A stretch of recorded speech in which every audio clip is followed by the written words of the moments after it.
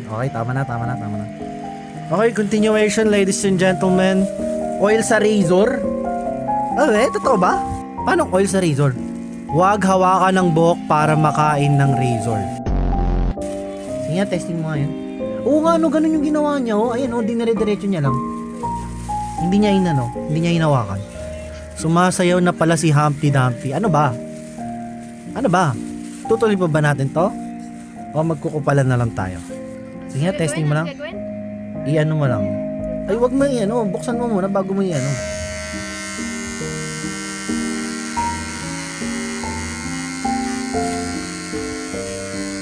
Aray ko! Hindi totoo yun!